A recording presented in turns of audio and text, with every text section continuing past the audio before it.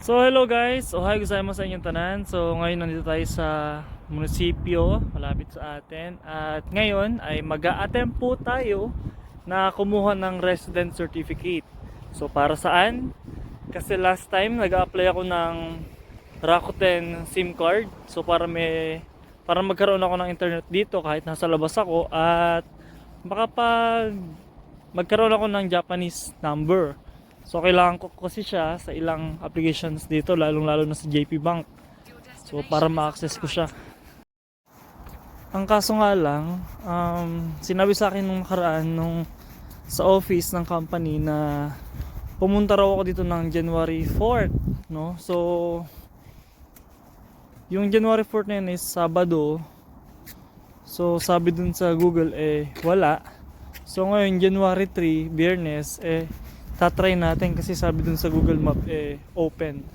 So let's see. So ayun, mukhang negative. Mukhang sarado. Ay, sarado nga. So ayun guys, confirm, sarado.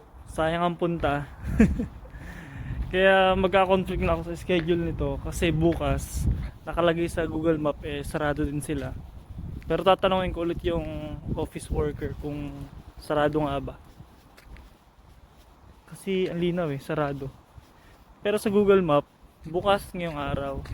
Try na lang natin sa susunod.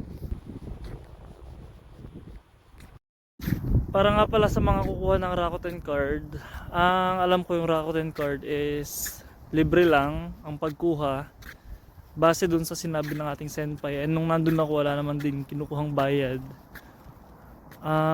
Kailangan lang talaga yung resident card, yung may number, dali nyo na rin para backup. Actually ayun lang yung kailangan. Tapos makakapirma na rin sana ako ng kontrata last time. Ang kaso nung i-confirm na yung address ko malabo, hindi klaro. So yung Rakuten staff nanghihingi sa akin ng resident certificate, no? So kaya ako nandito ngayon. And guys, yung pagkuha ng resident certificate 200 yen nakalagay dun sa website nila. Ayun lang, paalam.